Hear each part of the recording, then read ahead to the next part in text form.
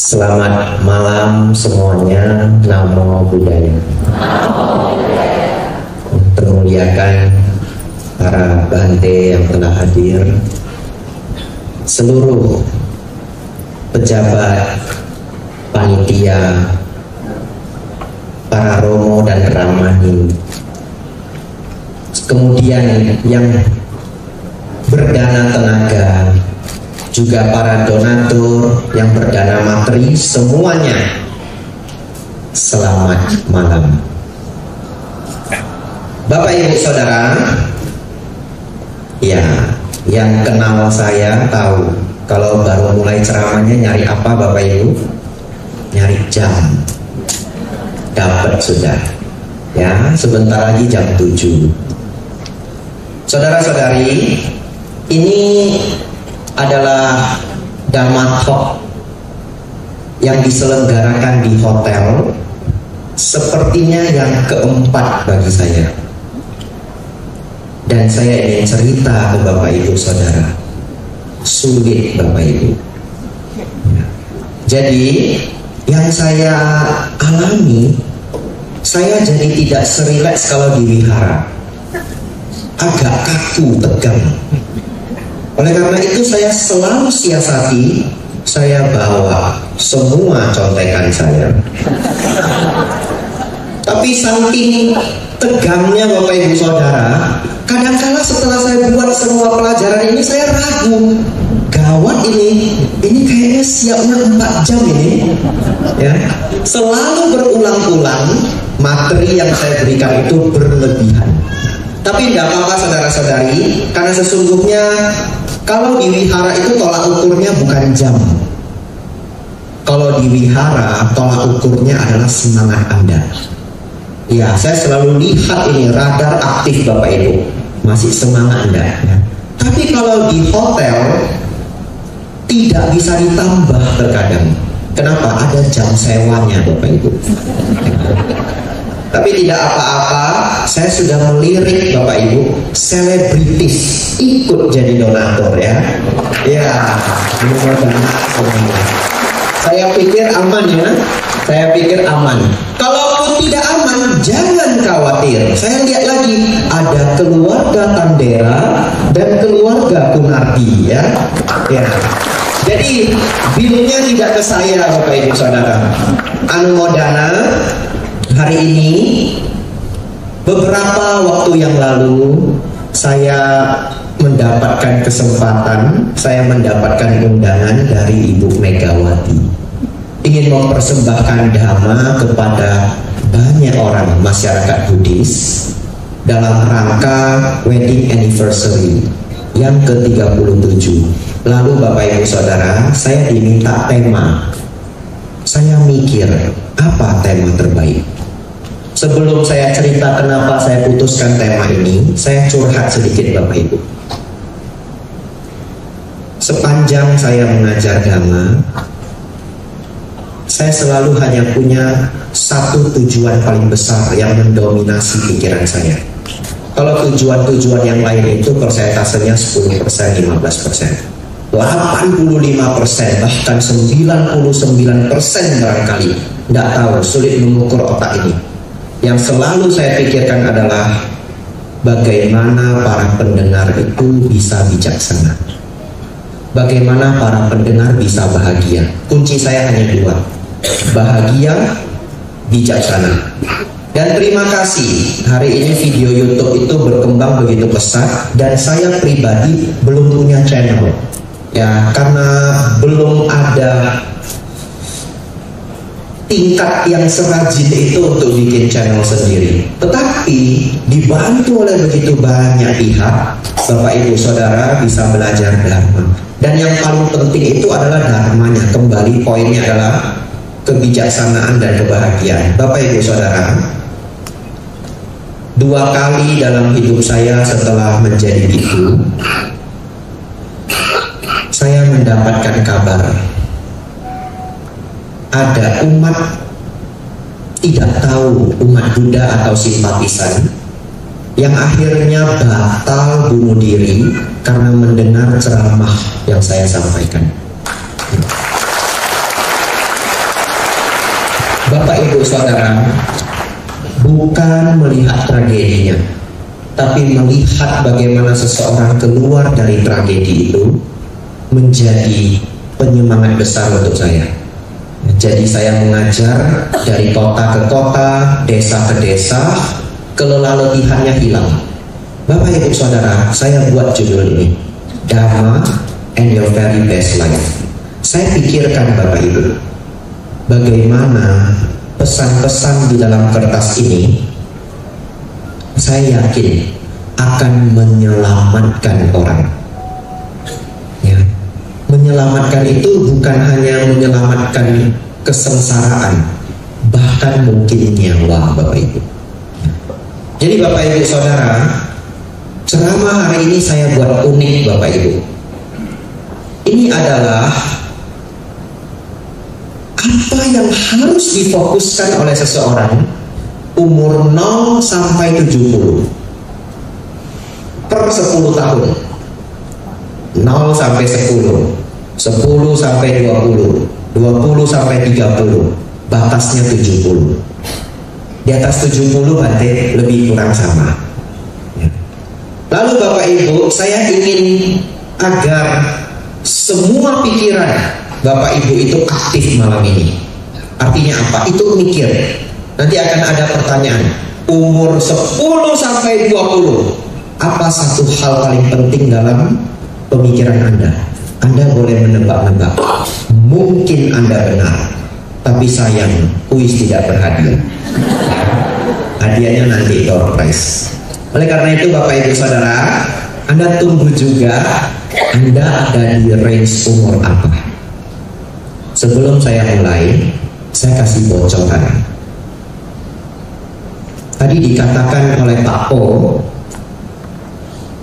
kalau belum punya TikTok ketinggalan. Saya berpikir gawat juga ya. Saya tidak punya TikTok juga Bapak Ibu. Beneran. Aduh, saya ketinggalan juga. Tapi tidak apa-apa saya pikir. Untuk pribadi saya, Bapak Ibu jangan niru. Karena hari ini saya beruntung dapat kesempatan memberi nasihat, memberi dharma. Karena saya ketinggalan. Maksudnya Bante, karena saya ini makhluk kuno Bapak Ibu. Lihat, pakaian masih kuno Bapak Ibu. Ya toh? Jadi saya ini artefak hidup Bapak Ibu. Karena kalau saya bandingkan biodata, harusnya saya yang belajar dengan Pak Po. Betul Bapak Ibu? Ya, Doktor Poni Chan Liao. Sebelum saya mulai pelajarannya, curhat sedikit Bapak Ibu. 7 tahun yang lalu, saya diajak ikut kelas komunikasinya Pak Po. Ya, waktu itu ada sertifikat viral waktu itu, banyak sekali yang ikut. Lalu saya berpikir, sepertinya saya tidak ikut, karena cita-cita saya waktu itu bukan dapat sertifikat komunikasi. Cita-cita saya waktu itu satu hari bisa ngisi acara bersama Pak Ponijan. Jadi Bapak Ibu Saudara, malam ini cita-cita itu tercapai ya. Tetapi waktu itu masih muda Bapak Ibu ya, masih ada ambisi-ambisi. Kalau sekarang ambisinya itu sudah padam banyak. Jadi sesungguhnya bertemu tidak bertemu, ya semuanya tetaplah baik. Bapak Ibu Saudara, Anda mungkin berpikir, ini Bante mah cuma mau menghibur Pak Po, begitu ya? Enggak. Tidak percaya? Pak Po itu lahir 5 September 1968. Betul Pak Po? Nah, betul toh? Nah, Pak Po itu sio monyet. Sama kayak saya. SD kelas 3 sekolah di SD Cinta Kasih Medan, betul? Iya, sampai selesai. SMP saya Rampah. SMA SMP Desa Pon ya. SMA saya Rampah. Setiap tingkat juara 1 Bapak Ibu saudara. Juara 1. S1 bahasa Inggris IK, S2 Melbourne, tambah UPH Magister Pendidikan, S3 Manajemen Pemerintahan. Sekarang tambah lagi satu S3, saya lihat double Pak Bu. Di India, wah luar biasa, tepuk tangan. Bapak Ibu Saudara, Anda siap-siap, saya sudah habis 10 menit. Ini pelajaran serius. Ini khas yang selama ini saya bawa. Walaupun talk show besar, Dhamma talk besar, saya selalu menganggap ini wihara. Karena saya merasa itu lebih tenang bagi saya. Dan saya benar-benar ingin deliver, ingin menyampaikan dharma yang berguna. Jadi Bapak Ibu, mari bersama-sama Anda beranggap, Anda berandai-andai kita sedang di satu wihara yang sangat mewah, satu wihara yang sangat bagus. Khusyukkan pikiran kita semua, kita belajar bersama. Umur 0 sampai 10 tahun. Anda yang jadi orang tua fokus. Umur 0 sampai 10 tahun. Karena tidak mungkin adik umur 0 sampai 10 tahun itu fokus pelajaran saya. Beberapa ada, tapi ini PR orang tua. Apa pelajaran terbaik, hal terbaik umur 0 sampai 10? Bapak Ibu sudah menebak di pikiran? Baik. Safety first. Itu. Safety first. Anda, apa arti safety first? Keamanan yang pertama. Anda ingin anak Anda jadi dokter, Anda ingin anak Anda jadi pengacara hebat, pengusaha hebat, apapun itu. Kalau dia tidak aman, cita-cita itu sulit tercapai. Semua orang tua di gedung ini persembahan dana dari para donatur. Saya ingin dharma yang bahkan bisa menyelamatkan nyawa. Bapak Ibu Saudara punya anak umur 0 sampai 10 tahun. Para suster yang sedang dengar ceramah ini sedang jaga anak kecil. Fokus dengerin saya. Keamanan. Apa maksudnya Bante? Bapak Ibu Saudara, orang tua bisa tersedak enggak? Anak kecil itu bisa tersedak. Orang tua harus bagaimana? Buka YouTube, cari video penyelamatan anak tersedak. Ya, Anda ulang harus belajar itu. Ya, ada tekniknya. Anak itu kalau tersedak yang mana yang harus dipukul, bagaimana harus dibalik. Setelah Anda belajar itu lanjut. Kalau orang dewasa gimana? Ini tangan taruh di mana? Menyelamatkannya bagaimana? Itu bisa menyelamatkan nyawa. Lebih gawat lagi, kalau Anda sendirian di rumah bagaimana? Ya toh? Lagi sangat happy, Anda sendirian di rumah makan bakcang nyantut Bapak Ibu. Anda harus gimana menyelamatkan diri? Ada tekniknya. Dengan kursi ditaruh di dada, sentakkan diri ke kursi. Jangan dengerin saya ya, cari videonya. Jangan dengerin saya. Ya, nanti cari videonya. How to help ourselves while choking. Nggak tahu bahasa Indonesia ada apa enggak? Hantamkan dada ini ke kursi. Nggak bisa juga, jatuhkan badan ini ke belakang. Bangun, jatuhkan lagi. Anda mungkin hanya punya 4 menit. Ya, nggak tahu bagaimana caranya, bakcang itu harus keluar. Ya. Lanjut. Anak kecil itu harus dijaga Bapak Ibu. Setelah choking, semua cairan berbahaya di rumah jangan taruh dalam jangkauan, nanti diminum Bapak Ibu. Ya.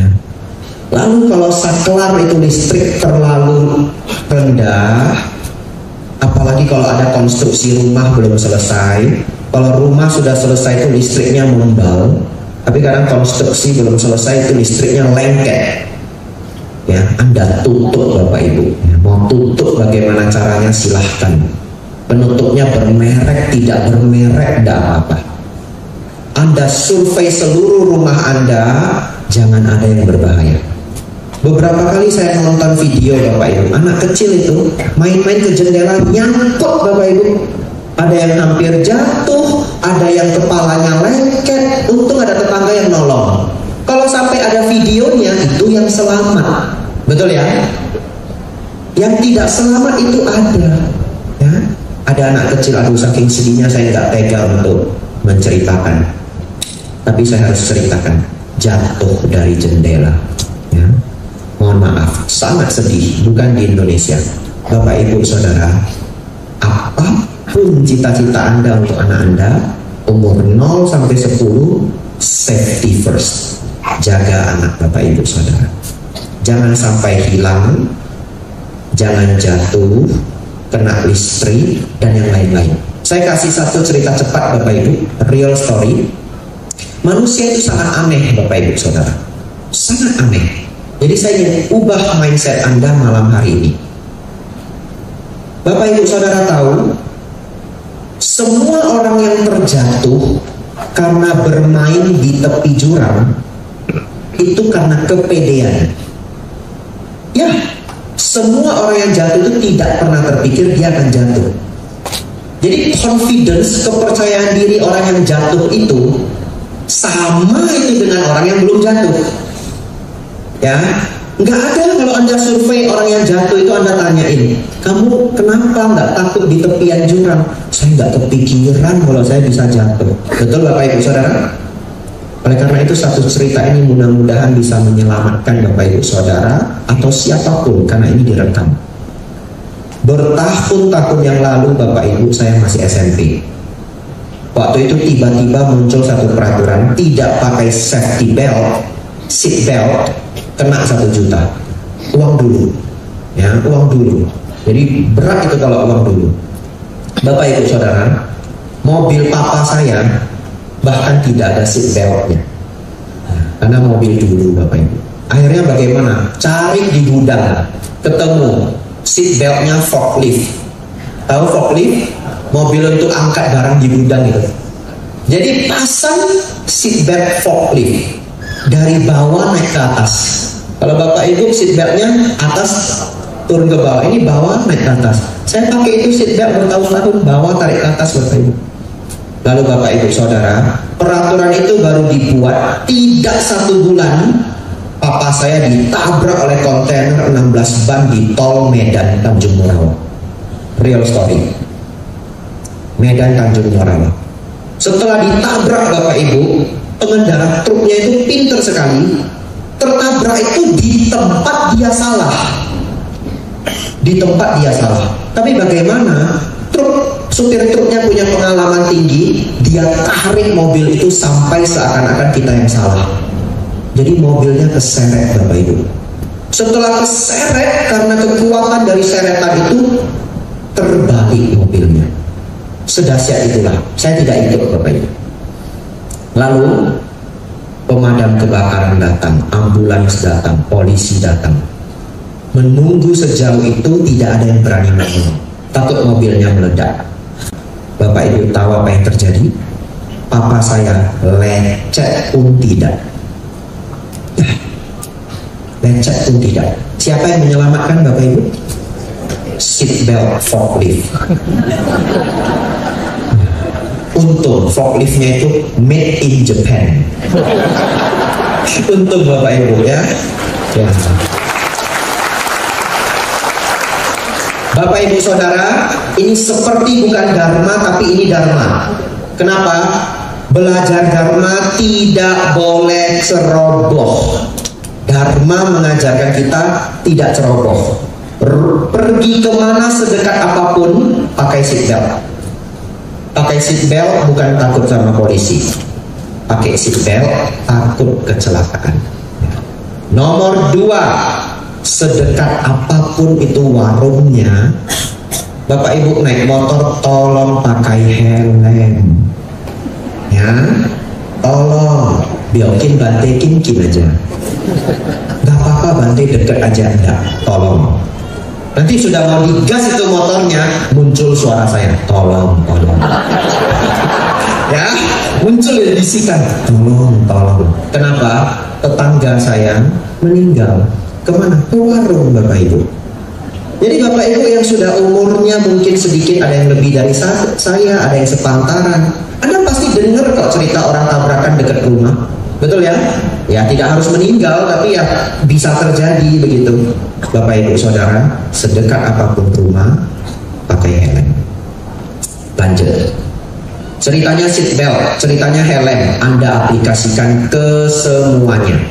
Nomor 2, anak kecil 0 sampai 10 tahun sangat baik diajarkan kemandirian. Ya. Saya lihat jam, porsi untuk 0 sampai 10 tahun habis, Bapak Ibu. 10 menit sudah. Tidak apa-apa, saya ceritakan agak cepat ya. Lembur juga sebenarnya tidak apa-apa ya. Ya, tak jidiam ya. Bapak Ibu Saudara, sekolah di Jepang itu sangat unik. Anak kecil ya, SD kelas 2, kelas 3, kelas 4, kelas 5, fokusnya apa Bapak Ibu? Enggak kepikiran Bapak Ibu? Nyuci gelas, nyuci piring, masak nasi. Iya, anak SD disuruh masak nasi, emang bisa kan? Ya bisa, pakai rice cooker, apa susahnya? Betul ya? Paling lembek, paling terlalu keras, tapi dijagain sama gurunya, berhasil. Mereka ngepel sendiri di kelas, siapapun dia, anaknya siapa tidak mau tahu. Ngepel, nyapu. Kira-kira Bapak Ibu, kalau anak kecil mau kerja seperti itu, punya kemandirian seperti itu, besarnya itu manja apa enggak? Tidak. Saya tidak tahu bagaimana caranya, karena saya tidak punya anak, Bapak Ibu. Ya, saya tidak tahu gimana caranya. Itu PR Anda. Pulang, ajarkan anak Anda suka juga, ya, ngelakuin beberapa hal yang sebenarnya dia harus bisa. Kalau nggak 0 sampai 10, 10 sampai 20. Ya, masa umur 14 tahun nggak tahu masak nasi, ya. Nanti kalau dia beruntung dapat beasiswa kuliah ke Inggris, ya, nggak bisa makan nasi, Bapak Ibu. Iya toh? Jadi Bapak Ibu Saudara, itu PR selanjutnya. Terakhir, untuk bagian ini menarik sekali, konsep baik dan buruk. Ya, konsep baik dan buruk. Anak 0 sampai 10 tahun itu baik dan buruk itu Bapak Ibu yang input, ya. Jadi Bapak Ibu Saudara, kadang saya sedikit sedih. Ada orang tua datang ke saya, dia cerita bantai anak saya bohau, anak saya puthau, ya, tidak sayang orang tua. Betul. Barangkali 50% salahnya anak, tapi ada 50% cerobohnya orang tua, ya. Itu adalah tugas Bapak Ibu, membuat anak Bapak Ibu sayang pada Anda. Bagaimana caranya berarti? Segala cara. Kalau bisa dihipnotis, dihipnotis. Betul, ya, segala cara. Mau tahu cara orang tua saya? Tidak tahu ini ya, saya korban atau bukan ya? Orang tua saya sangat menarik, Bapak Ibu. Papa mama saya punya 3 anak, sekarang 3 anaknya semua saya orang tua. Semua saya orang tua, beneran. Ya, Bapak Ibu Saudara, kalau saya tidak tahu cici saya dapat apa, dedek saya dapat apa, saya tidak tahu, karena kami jarak 5 tahun. Ya, jadi mungkin ilmu dia sudah berubah, Bapak Ibu. Kalau saya, Bapak Ibu, dekat rumah saya itu ada rumah kosong, jaraknya situ samping, ya, tetangga, samping,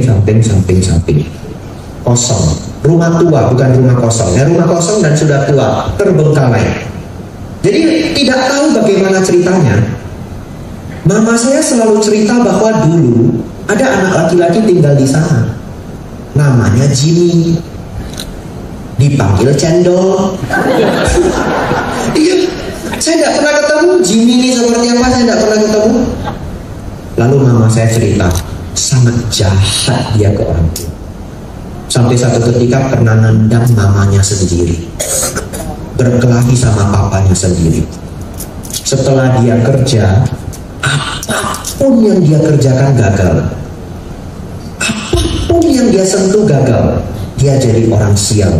Makanya kunci sukses itu sayang orang tua. Saya dihipnotis loh Ibu. Lalu setelah saya besar saya mikir ya, ini Jimmy Channel beneran ada apa enggak ya? Kalau tidak ada sebenarnya, wow, mama saya kreatif sekali Bapak Ibu ya. Tapi mudah-mudahan ada. Tapi ada atau tidak ada Jimmy Channel Bapak Ibu Saudara, hari ini saya sayang orang tua saya. Bapak Ibu Saudara, ya. Orang tua saya mengajarkan lewat story.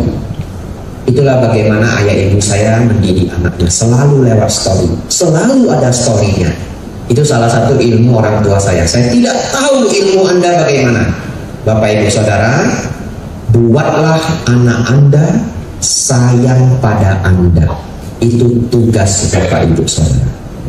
Untuk 0 sampai 10 tahun, kalau cuma boleh pilih satu kata, saya pilih safety first ya. Saya pilih safety first. Lanjut 10 sampai 20. Siap-siap ya. Menarik ini, menarik.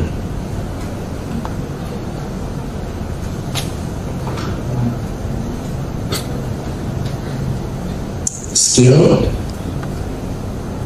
attitude, knowledge. Ya, skill, attitude, knowledge. Apa itu skill? Skill itu keterampilan, knowledge pengetahuan, attitude itu sikap, karakter. Bapak Ibu Saudara, umur 10 sampai 20 tahun. Nah, umur 10 sampai 20 tahun ini sudah bisa konsen dengerin saya. Ya, saya pikir ada di gedung ini. Saudara-saudari, Anda kumpulkan skill. Skill itu yang akan menghidupi Anda. Knowledge yang akan membesarkan Anda. Skill menghidupi Anda. Orang punya skill pasti tidak melarat. Ya, tapi knowledge yang membesarkan Anda. Dan attitude yang membawa Anda ke seluruh tempat. Apa maksudnya Bante? Orang pintar tanpa attitude tidak kemana-mana. Ya, jadi skill, knowledge, attitude. Bapak Ibu Saudara, kalau hanya boleh pilih satu kata, umur 10 sampai 20 Bante, satu saja Bante. Kalau 5 pusing Bante. Satu saja, attitude. Ya, yang lain berkembang sendiri. Attitude. Bapak Ibu Saudara, 10 tahun saya menjadi pabacita, saya keliling ke banyak tempat, saya lihat sendiri, saya nggak berani membuat contoh. Begitu sering orang ini pintar, tapi kenapa kurang sukses? Attitude. Ya. Terus bagaimana Bante latihan attitude? Menarik sekali, menarik sekali. Bapak Ibu setelah ini utang sama saya. Ya, saya bantu untuk menghipnotis anak Bapak Ibu. Jadi adik-adik umur 10 sampai 20, saya kepengen supaya kelas ini agak aktif, coba bantu saya 10 sampai 20 angkat tangan. Wah, rame ya? Ya, baik ya. Wah, yang ngaku aja banyak ya. Ya, bagi yang belum ngaku. Ya, betul ya. Adik-adik Patria juga banyak ya. SMB ya. Ya. Baik. Anda mau tahu bagaimana punya attitude bagus? Sayang orang tua. Ya. Apa hubungannya Bante? Hubungannya ini Bante si sotong orang. Gak ada hubungannya Bante asal bicara Anda.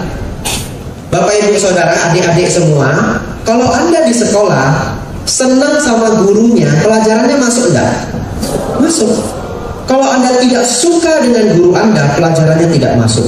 Sayang orang tua Anda, semua ilmunya masuk. Yang kedua, orang yang tidak sayang orang tua cenderung gagal.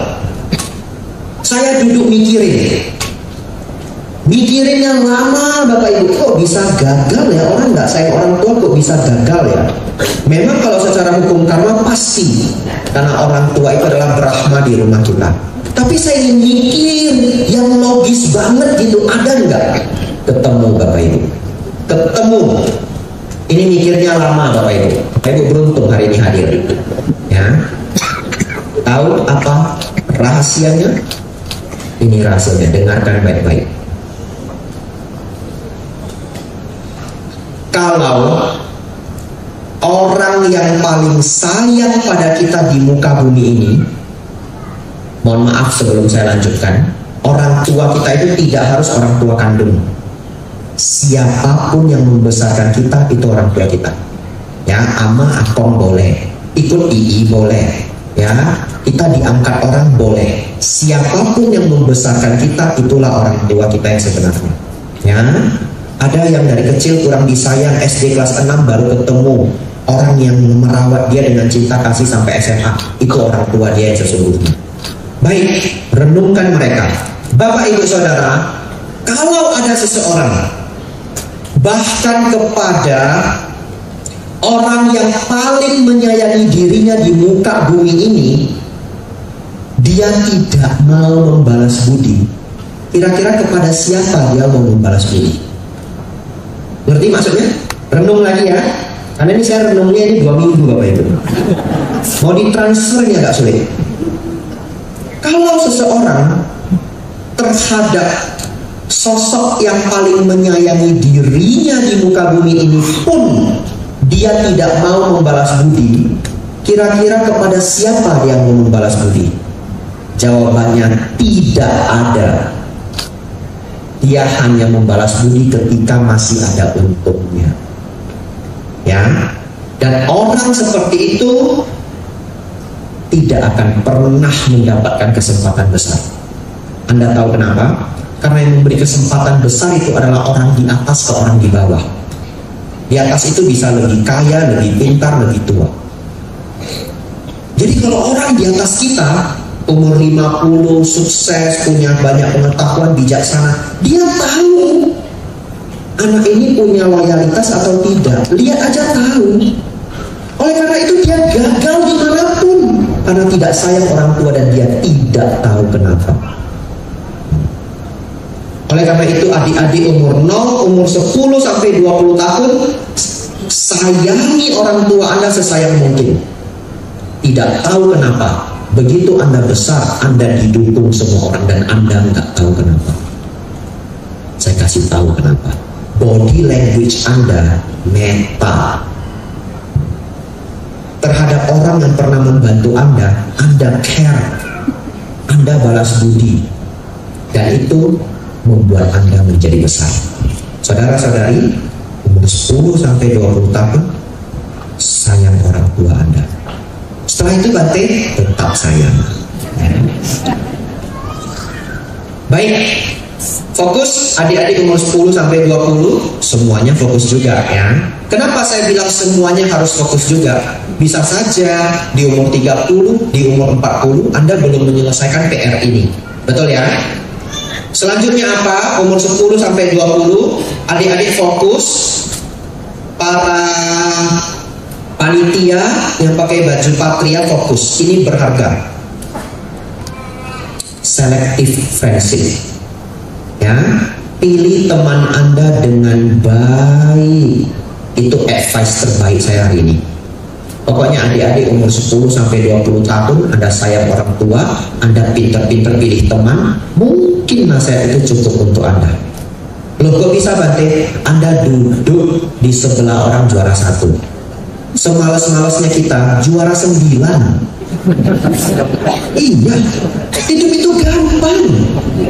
Ya, dekat-dekat sama orang yang sukses besar, dia akan dibantu kawannya. Tidak percaya? Koleksi cerita di mana orang dibantu kawan banyak. Saya dibantu nggak Bante? Dibantu. Kok bisa? Kan sudah sayang orang tua. Betul ya? Body language-nya sudah meta. Dan Anda nggak tahu kenapa. Pokoknya auranya itu, ini orang nyaman banget. Bapak Ibu Saudara, adik-adik semua, pilih teman Anda dengan bijaksana. Itu adalah nasihat Sang Buddha di Manggala Sutta bait pertama. Saking pentingnya itu, asewana cak balanang pandita nancak sewana. Jangan bergaul dengan orang jahat, bergaul dengan orang baik dan bijaksana. Berlaku untuk semua umur, ya. Tapi umur 10 sampai 20 sangat penting. Terakhir, untuk adik-adik kita, waduh banyak sekali pelajaran saya. Saya makin merasa ini kayak kuliah ya. Masih semangat Bapak Ibu? Wah, luar biasa. Pertahanan yang baik. Karena ini untuk adik-adik umur 10-20, saya mau pakai bahasa keren-keren sedikit. Ya, defense mindset. Ya, pertahanan, defense. Kenapa defense? Sesungguhnya kalau orang mau sukses, defense dulu. Bertahan dulu. Anda mau belajar berenang, harus tahu dulu apa yang membuat tenggelam. Ya, Sang Buddha itu selalu mulai dari defense. Sang Buddha selalu mulai dari pertahanan. Adik-adik, defense Anda adalah 5 sila. Jangan pernah pakai narkoba, jangan berjudi. Ya, 5 sila. Jangan coba-coba pakai narkoba, jangan berjudi. Kenapa? Anda nyentuh itu, hidup Anda rusak, ya. Anda akan sangat sulit untuk recovery. Perjuangan Anda jadi 5 kali lipat, 10 kali lipat lebih berat. Baik, saya akan akhiri dengan simulasi judi. Jadi hari ini saya kepengen semua yang di ruangan ini, terutama adik-adik, berhenti tidak pernah suka berjudi. Ini agak sulit ini. Bantu adik-adik ya. Bayangkan Bapak Ibu Saudara, ada sebuah permainan 4 angka. Familiar ya? Jangan saya sebut mereknya ya. 0000 sampai 9999. Familiar ya? Kalau bahasa Hokkiennya itu ceceng koi no tiaopo. Ya, nggak berani saya terjemahkan. Jadi tanya sebelahnya, ya berarti bilang apa? Ceceng koi no tiaopo. Gitu ya? Baik. Saya mau nanya. Kalau ada 10.000 orang main angka, beli angka Bapak Ibu Saudara, dan setiap orang beli angka yang berbeda. Setiap orang beli angka yang berbeda loh. 0000 sampai 9999. Berapa orang yang menang? Satu. Betul, 1. Sesulit itulah. Itu kalau beli angkanya berbeda. Kalau beli angkanya boleh random. Ya toh, temennya beli 4158, semua beli 4158, nggak ada yang keluar, misalkan begitu ya. Saya tanya AI, kan sekarang sudah canggih ya, ChatGPT. Saya tanya dia, simulasi panjang, saya bikin simulasinya keren panjang gitu. Kalau semua orang membeli angka yang berbeda, sesuka hati mereka, begini, ya, dari 1 juta orang, berapa yang akan menang? Baik, sebelum kita pakai simulasi AI, saya menggeliti otak Anda dulu. Belum makan toh? Sudah ya? Bagus, tenaga masih banyak ya. Kalau 10.000 orang beli angka berbeda, yang menang 1. Kalau 100.000 orang 10, betul? Kan angkanya cuma 10.000. Kalau 1 juta orang, berapa pemenang? 100 pemenang, hafal ya. Kalau 1 juta orang, berapa pemenang? 100 pemenang. Baik, saya tanya AI karena dia pintar matematika. Kalau 1 juta orang boleh beli nomor random, berapa yang menang? Dia keluarnya begini. Jika ada sekelompok orang yang membeli angka yang sama, maka kemungkinan yang menang itu adalah lebih kurang 1000-an. 10 kali lipat dari kalau belinya rata, betul? Ya, 1000-an. Tapi bahkan ChatGPT yang pinter matematika seperti itu, dia lanjut lagi. Namun kemungkinannya sangat kecil. Dalam perhitungan saya, kemungkinan yang menang adalah 0.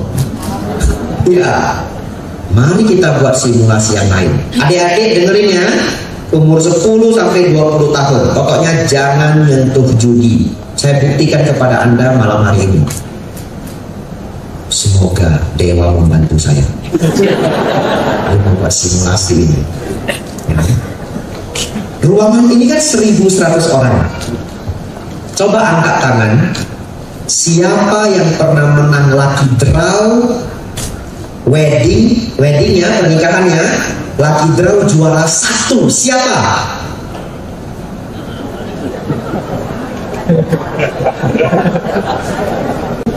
Dua orang, ya. Untung dewa melindungi saya. Saya takutnya setengah gitu, batal ceramahnya. Adik-adik termotivasi ini. Dua, yang saya lihat dari sini dua ya. Saudara-saudari lihat, 1.100 orang yang menang dua. Kalau kita main judi publik itu ada di beberapa negara, di Thailand, di Amerika, dan legal. Lihat, satu ruangan di 1.100 orang yang pernah menang lucky draw juara 1, 2 top. Jadi kalau adik-adik ingin berjudi, pikirkanlah, apakah Anda 2 dari 1.100? Ya, pikirkanlah dengan matang. Kalau belum dapat juga pemikirannya, gak tahu lagi saya mau bantunya seperti apa. Ya. Tapi tenang, malam hari ini bertambah 1. Ya, pemenang lucky draw. Saudara-saudari, umur 10 sampai 20. Kalau diminta satu kata, saya pilih attitude. Lanjut. 20 menit terakhir. Beneran? 20 menit terakhir ya. Bingung saya, gimana saya mepetkin bahan saya. Umur 20 sampai 30 Bapak Ibu Saudara.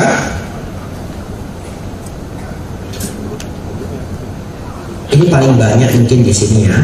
Kita coba ya, bantu saya ya. Umur 20 sampai 30 siapa? Wah, cukup banyak ya, cukup banyak. Ya. Peserta kita hanya satu ruangan ini ya. Baik. Saudara-saudari, umur 20 sampai 30 masa berguru ya, masa berguru. Kalau Anda ingin sukses di bidang Anda masing-masing, cari guru yang tepat. Ya, guru itu bisa tempat kuliah, bisa orang tua Anda, ya, bisa pimpinan, apa saja. Bapak Ibu Saudara, Pangeran Siddhartha keluar dari istana umur 29, masih dalam range ini, walaupun nanti beliau lanjut ke umur 30-an. Beliau berguru dengan 3 guru besar Bapak Ibu Saudara. Yang pertama adalah 5 pertapa penyiksa diri. Di sana ada Bante, sebelumnya kita sebut Samana Mahakondanya. Ya, Anda jangan lupa, Samana Mahakondanya ini terpilih sebagai pertapa top 100 yang diundang raja di umur paling muda. Ya, sehebat itulah Samana Mahakondanya, yang kemudian kita panggil Bante Mahakondanya. Setelah itu Pangeran Siddhartha berguru pada siapa? Alara Kalama dan Udaka Rambuta. Kedua guru ini Bapak Ibu Saudara mencapai level meditasi tertinggi. Jadi Bapak Ibu bisa lihat seorang Samana Gautama itu berguru kepada orang-orang hebat yang akhirnya menjadi lebih hebat dari mereka. Anda boleh track, Anda boleh lacak.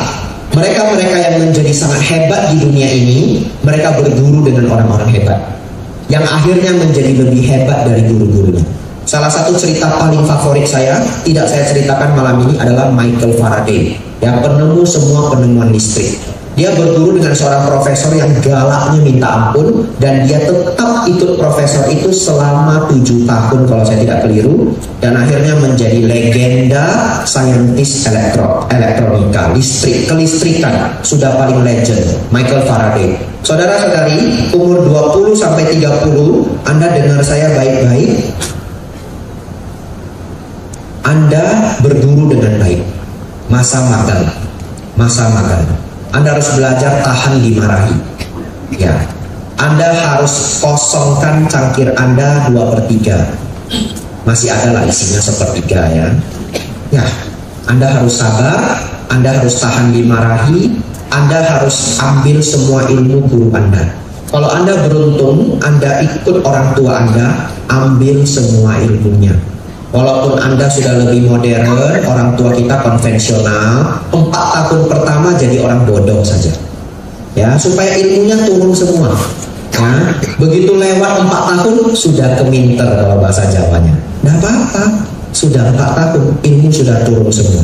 Saudara-saudari, satu ketika ada 2 orang sangat sukses. Satu adalah Warren Buffett. Kenal Bapak Ibu? Ada yang kenal ya, nggak kenal nggak apa-apa, nanti cek Google. Satu lagi Bill Gates. Bill Gates kenal? Ya, saya kenal baik beliau berdua tidak kenal saya. Ya. Saudara-saudari, Warren Buffett dan Bill Gates adalah 2 orang yang pernah duduk juara 1 terkaya sedunia secara data. Banyak orang kaya secara di dunia tidak terdata, udah kita nggak hitung. Bagaimana kita tahu kalau tidak terdata? Secara data, mereka berdua pernah top 1. Ini orang paling sukses secara ekonomi. Sukses itu tidak hanya ekonomi, tapi nggak apa-apa. Kita ambil contoh ini. Karena talk show umum seperti ini, kalau kita bilang sukses, semua maunya kaya. Kalau nggak percaya kita ganti judulnya hoki. Lalu gedung ini jadi 2 kali lipat pun penuh Bapak Ibu. Betul ya? Saudara-saudari, 2 orang paling kaya sedunia duduk bareng. Mereka diminta coba berikan satu kata yang menjadi kata kunci Anda berdua bisa sukses. Tidak janji-janjian. Satu tulis, yang satu lagi tulis. Apa kata yang keluar Bapak Ibu Saudara? Fokus.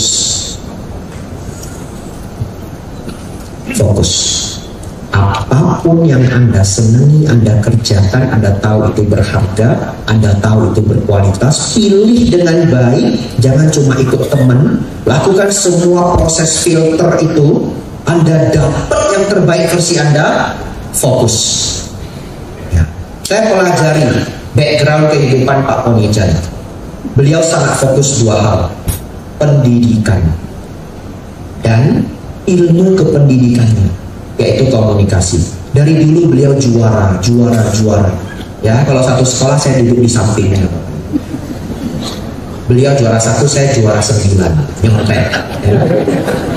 Saudara-saudari, fokus. Orang fokus membawa keberhasilan. Umur 20 sampai 30, fokus. Lanjut. Ini terakhir untuk yang banyak, karena nanti 50, 60, 70 itu satu kata selesai ya. Karena ini umur produktif yang paling produktif itu 20 sampai 40. Di atas umur 40 itu sudah sangat dewasa, sudah sangat matang, jadi tipsnya tidak banyak. 30 sampai 40. Baik, saya punya satu pertanyaan saudara-saudari. Sebagai biku, saya pergi ke banyak wihara.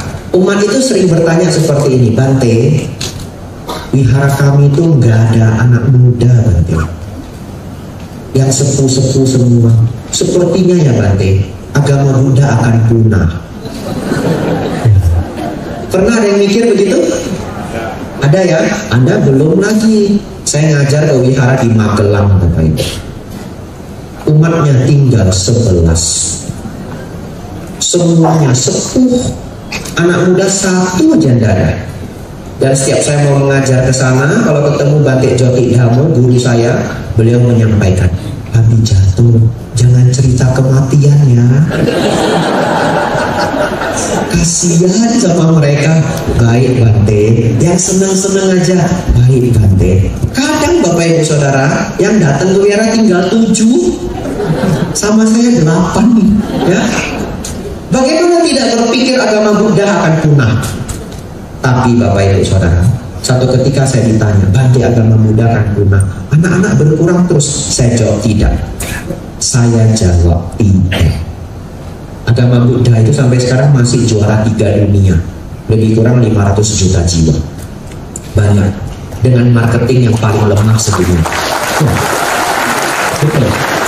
Kita juara 3 dunia dengan marketing yang tidak bagus. Itu prestasi luar biasa. Iya. Kalau marketingnya bagus, menurut saya number 1. Ya. Para bikunya tidak begitu misionaris, ya. Tapi itu pun juara 3 dunia. Bapak Ibu Saudara, saya katakan tidak akan punah. Kenapa? Karena yang muda itu nanti akan tua juga. Ya. Apa hubungannya Bante? Ya. Kalau nanti dia sudah tua, umur 32, stres juga. Setelah stres datang kemana Bapak Ibu? Wihara. Coba Anda renungkan, siapa ini yang umur 30 baru ke wihara? Lebih kurang ya, yang nggak bisa pas dah. 27, 32, saya pikir ada. Kemana Anda ketika umur 14? Nggak kepikiran, ya. Jadi umur 30 masa sangat stres. Tergantung kondisi Anda. Setiap orang karma berbeda-beda. Yang paling buruk gimana Bante? Baik. Anaknya 4. Ya, anak 4 dan anak tunggal Amsyong. Dia anak tunggal. Ketika dia umur 38, orang tuanya sudah pensiun. Di Indonesia nggak ada yang punya dana pensiun. Dana pensiun apa? Anak. Banyak anak, banyak rezeki. Anaknya 1. Anak ini punya anak 4. Ini ada istilah kerennya, sandwich generation. Ya. Ada yang pernah dengar ya? Sandwich, kelipet-lipet ya Bapak Ibu Saudara. Harus jaga anak 4, harus jaga orang tua. Kalau orang tua sehat, mujur. Kadang orang tuanya mulai sakit, habislah semua biaya. Ditambah lagi, umur 30-an adalah umur terbaik untuk mengejar kesuksesan. Apakah karir, apakah jabatan, apakah berbisnis, bidang apapun, umur 30-an itu udah paling prima. Tapi belum tentu semua orang beruntung. Bagaimana kalau tidak beruntung Bante? Tidak apa-apa, tetap bisa sukses. Nanti saya kasih ilmunya. Tapi sebelum kita ke ilmu itu, satu kata untuk kelompok ini. 30 sampai 40, satu kata. Ketahanan mental. Ya, satu kata, ketahanan mental. Gimana belajarnya Bante? Saya cepat-cepat nih, saya cepat-cepat. Belajar Dhamma, udah titik. Anda pulang dari sini, Anda masukkan keyword Bante Utamo, T-nya 2. Bante Panyawaro. Dengarkan berulang-ulang. Semua buku Acan Bram. Ya. Saya tidak marketingkan siapapun, saya ambil semua yang the best. Semua buku Acan Bram. Anda lebih ingin spiritual lagi, buku Acan Cha. Ya, tapi baca banyak-banyak jadi biku seperti saya. Siap-siap, ya, siap-siap. Yang senang bahasa Inggris, saya kasih satu nama, Acan Bramali. Ya. Menurut saya bahasa Inggris beliau yang paling gampang didengar karena beliau bukan British, beliau pakai international English. Telinga kita lebih gampang mendengar. Saudara-saudari, perkuat ketahanan mental Anda dengar Dhamma seminggu sekali 2 kali, seminggu sekali 2 kali. Itu pun butuh berbulan-bulan. Tolong jadikan ritual. Ya, Anda lock satu waktu Anda, waktu mendengarkan Dharma. Ya. Yang punya kesempatan datang ke wihara. Yang kerja ke luar kota tidak apa-apa, via YouTube belajarnya. 30 sampai 40 ketahanan mental. Saudara-saudari, Bante bilang mau ngajari kami ilmu. Ilmunya apa? Baik. Ini ilmu paling mahal untuk yang mau sukses. Sebenarnya bukan bidang saya. Jadi sedikit keluar dari bidang saya. Tapi menjadi biku Bapak Ibu Saudara, saya beruntung. Saya ke kota manapun sering ketemu pengusaha. Dan apa hebatnya? Hebatnya adalah ketika duduk berdua, saya tanyain, Pak, kok bisa mikir bisnisnya ini? Kok bisa mikir di bidang ini? Dulu perjalanannya apa? Saking hebatnya Bapak Ibu. Karena saya biku, semua rahasianya keluar. Rahasia dagang keluar semua. Bante, saya bisa sukses, ini rahasia saya. Kenapa? Saya bukan pesaing Bapak Ibu. Kalau Bapak Ibu yang nanya, enggak keluar. Saya itu bukan pesaing. Semua ilmu sari-sarinya dikasih ke saya semua. Semua dikasih ke saya semua. Oleh karena itu Bapak Ibu Saudara, Anda cari keyword ini nanti di luar. Tapi ini yang akan membawa Anda sukses.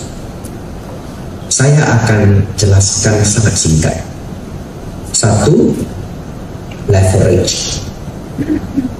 Leverage itu artinya ungkit. Ya, ungkit itu adalah alat yang membuat yang berat jadi lebih ringan. Bahkan dengan ungkit itu Anda bisa naikin mobil, betul? Hidrolik itu, ya, leverage. Kalau Anda ingin sukses, Anda belajar bagaimana mengelola orang lain. Bagaimana menempatkan orang lain di tempat yang tepat. Sehingga Anda bisa memimpin 10 orang. Yang dulu 1 orang, sekarang 10. Bisa jadi 100, bisa jadi 1000. Ada nggak pimpinan yang megang atau punya 1000 personil? Ada? Ada. 10.000 personil ada? Ada. Ya. Jadi itu dimulai dari 10, 100, 1000. Itu kita sebut ungkit. Ungkit-ungkit di masa ini banyak. Salah satunya adalah media. Anda boleh belajar manfaatkan media, YouTube, TikTok, Instagram, ya. Lalu Anda manfaatkan sistem bagaimana mengelola orang tadi dan yang lainnya. Jadi 5 kata Anda catat, Anda belajar sendiri di luar karena ini sudah tidak di ranah saya. 1. Leverage. Yang kedua, compounding. Apa itu compounding, Bante? Berlipat ganda. Semakin Anda fokus, semakin sabar, network Anda semakin besar, ya. Anda jadi pembicara misalkan. Awalnya yang kenal cuma 1, bikin show di Palembang, betul? Wah, dikenal orang, Jambi ngundang. Satu ketika Anda nggak usah ngapa-ngapain, orang yang nyari Anda. Kenapa? Awalnya 1 jadi 2, 2 jadi 4, 4 jadi 8, 16, 32, 64, 128, 256, 512, 1024. Namanya flash disk. Ya, itu disebut compounding. Yang ketiga adalah sistem. Yang keempat adalah people. Ya, ini saya kasih ilmu mahal. Saya dapat dari ngumpulin begitu banyak tongkol sama pengusaha. People, people, people. Anda mau sukses, nggak peduli ide bisnisnya. Kalau orangnya nggak beres, nggak bisa. Ya, jadi belajar melihat orang. Kalau orang itu attitude-nya bagus, tidak licik, Anda sudah menang separuh. Ya, people, people, people. Yang terakhir, lokasi. Yang terakhir adalah lokasi. Lokasi adalah segalanya. Apa maksudnya lokasi, Bante? Contoh, Bante, saya mau kuliah elektronika. Lalu Anda kuliah elektronika. Kalau Anda kuliahnya di desa dengan di Jakarta, mana yang lebih bagus? Ya, nggak usah mikir lagi, Bapak Ibu Saudara. Adik saya dulu mau kerja di rumah sakit, Bapak Ibu. Oh, Bante, saya mau kerja di Jakarta. Jakarta, udah. Kenapa? Alatnya canggih. Anda mau sepintar apapun, nggak pernah belajar alatnya, gimana pintar? Betul ya? Lokasi, lokasi, lokasi. Anda mau jual roti, nggak terlalu enak, jual aja di sebelah kampus yang ramai. Mahasiswanya nggak sempat makan, Bapak Ibu Saudara. Dia bahkan nggak sempat ngantri. Ini saya dapat dari pengusaha di Solo, real story. Ya, Bapak ini pengusaha di Solo. Dia yang beritahu saya, lokasi nanti sudah yang terpenting. Mahal sedikit nggak apa-apa, karena orang bahkan nggak sempat ngantri. Roti Anda nggak terlalu enak, habis juga. Apalagi enak, betul ya? Baik Bapak Ibu Saudara, itu sedikit di luar ranah saya, tapi para biku selalu mendoakan semua umat Buddha sukses. Jadi kita juga harus cari caranya gimana sukses. Leverage, compounding, system, people, location. Lanjut. sudah mulai tua kita. Umur 40 sampai 50. Ya. Dulu saya diajari begini, kalau tangan 1, 2, ini 10, 20, 30, 40, 50. Nah, di sini sudah penghujung. Kalau ditambah lagi jatuh ke bawah, betul? 100 habis. Anda tambah sendiri, karena saya mau megang mic Bapak Ibu. Ya. Tapi umur 50 di sini udah setengah nih. Baik. 40 menuju 50. Apa ilmu terbaik? Sebenarnya semua ilmu ini harus dipraktekkan di semua umur ya. Tapi saya pilih satu-satu supaya seru juga. Tapi ada benarnya juga ya. Kalau Anda ingin hebat, ingin luar biasa, kembangkan semuanya, nggak usah nunggu. 40 sampai 50. Let go ego. Buang ego Anda. Buang ego Anda. Itu adalah kunci kebahagiaan Anda. Percaya saya. Dan itu berat. Kenapa berat? Dan Anda harus latihan di umur 40 menuju 50. Karena sebentar lagi anak Anda besar. Setelah anak Anda besar, dia bisa cari uang sendiri. Kadang kalau orang tua egonya terlalu tinggi, ribut sama anak. Betul ya? Kalau orang tuanya kuat. Kalau orang tuanya tidak kuat bagaimana? Sudah tidak kuat, tidak akrab lagi sama anak, tidak disayang, susah juga Bapak Ibu Saudara. Ini ada istilahnya di psikologi, namanya post power syndrome. Ya, sindrom kejatuhan kekuatan. Itu terjadi 50-an up, bukan di 40-an. 50 ke atas. Tapi latihannya start umur 40, betul Bapak Ibu Saudara? Latihannya harus jauh-jauh hari. 40 sampai 50, buang ego Anda. Di umur ini, kesehatan adalah harta terbesar. Ya. Saudara-saudari, jaga kesehatan. Orang sehat memiliki 1000 keinginan. Orang sakit memiliki 1 keinginan. Mau sehat. Saudara-saudari, umur 40 sampai 50, buang ego Anda, latihan supaya sehat. 50 sampai 60, 60 sampai 70, habis. Nutup kertas. Waktunya juga habis. Tambah 10 menit ya. Mungkin lebih sedikit. Baik. Saya cepet-cepetin. Karena saya lihat konsentrasi Anda sudah tinggal 5 watt. Ya, seperti yang saya bilang, sebenarnya bukan jam itu yang menjadi indikator saya selesai, tapi semangat Anda. Kita tebak-tebakan ya, biar Anda semangatnya. Kira-kira 50 sampai 60 Biko Abijato pilih apa? Sabaran. Kesabaran sudah, tadi ketahanan mental. Coba siapa bisa nebak? Salah nggak apa-apa. Nggak nebak juga nggak apa-apa. Siap-siap. 50 sampai 60. Apa kunci yang terbaik menurut Biko Abijato? Kindness. Kebaikan hati. Ya bukan berarti waktu muda nggak baik, bukan. Tapi di umur ini, kebaikan hati yang membuat Anda menang, bukan yang lain. Percaya saya. Kebaikan hati. Apa alasannya? Alasannya di umur ini, kalau Anda ingin bahagia, kalau Anda punya keluarga, Anda ingin anak ngumpul, cucu ngumpul, betul? Saudara-saudari kandung ngumpul. Kalau Anda baik hati, ngumpul semua kayak madu, ya, kayak sirup itu dikerumuni semut.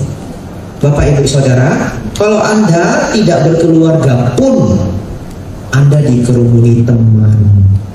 Ya, jadi umur 50-an menuju 60, jadilah orang yang sangat baik hati. Tapi tidak selesai sampai di sana. A real story. Agak takut saya menyampaikannya. Beneran agak takut. Saya minum dulu boleh ya?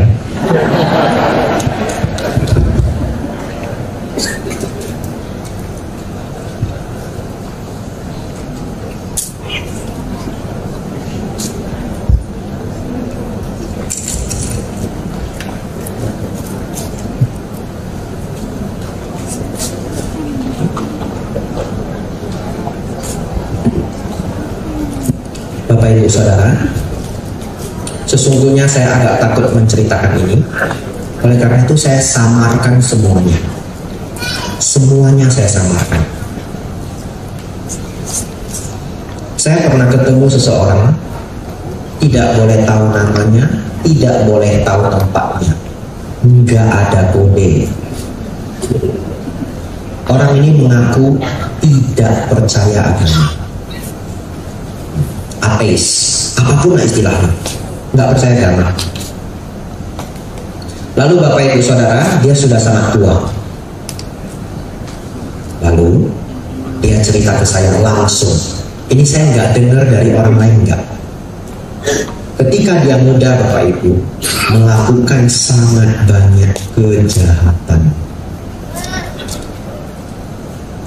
Setiap saya mau menyampaikan ini, saya agak takut kayak nyampein nggak ya, kejahatannya apa ya.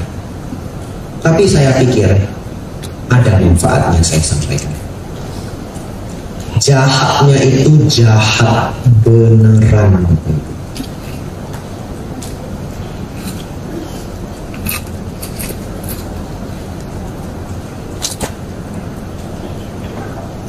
Jadi anggota sindikat penculikan anak.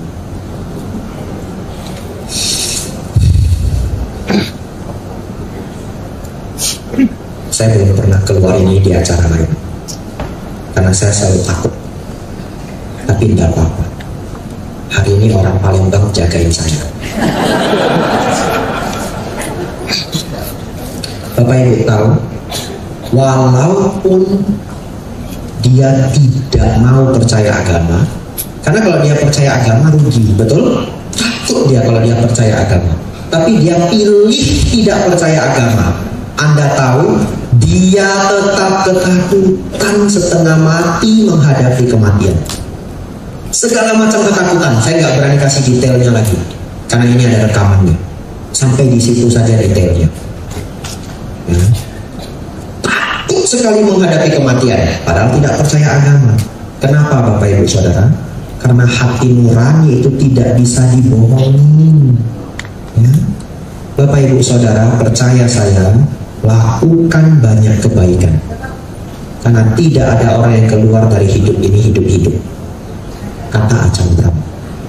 Ya, semua orang kita akan meninggal, dan betapa rileksnya pikiran Anda ketika nanti Anda sudah tua. Barangkali Anda hanya takut sakitnya aja, ngerti ya? Tapi kapan meninggal tidak soal. Saya setelah menjadi biku Bapak Ibu, saya 3 kali mimpi hampir mati.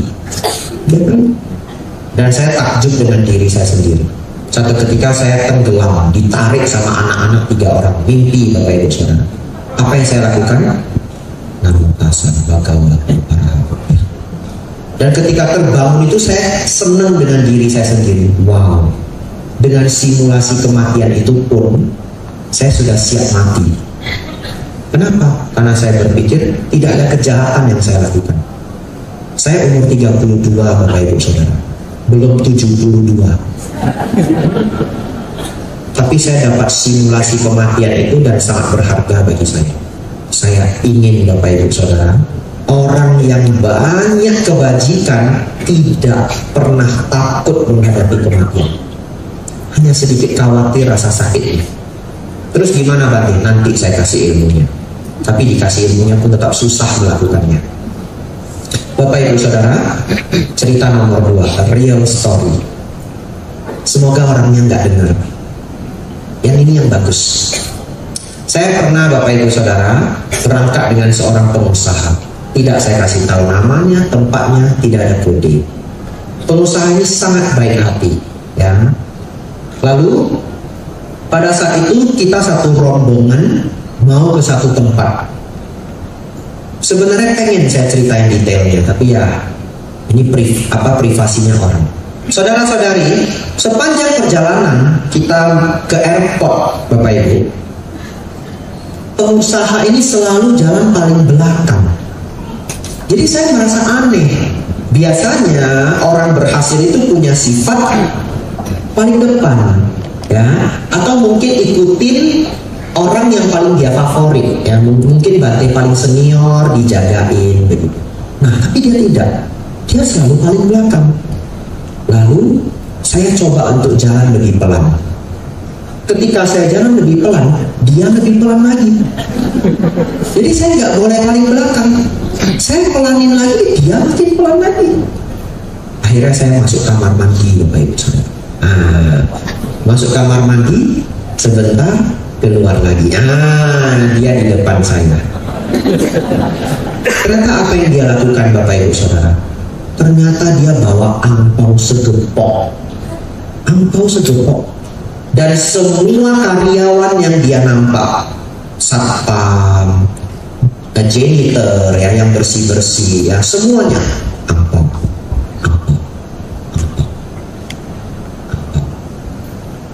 Semuanya, Bapak Ibu Saudara. Saya ikutin dari belakang. Luar biasanya. Saya pikir segepok ini habis, sudah habis. Ada lagi kantong kiri, keluar lagi. Nggak habis-habis angpaunya. Sampai kita terbang. Bapak Ibu Saudara, kira-kira orang berkarakter seperti ini takut enggak dengan kematian? Anda bandingkan sendiri, Anda pikirkan sendiri. Saya harus tutup ceramah ini. Good versus bad, Anda pilih sendiri. Bapak Ibu Saudara, umur 50 sampai 60 adalah kindness. Umur 60 sampai 70 terakhir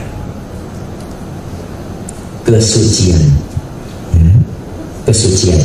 Jangan kejarnya pas umur 60. Cuma maksud saya di umur 60-70, kalau Anda sudah mencapai kesucian, itu adalah harta terbesar Anda. Ya, dicicil mulai hari ini. Sering mendengarkan dhamma. Bapak Ibu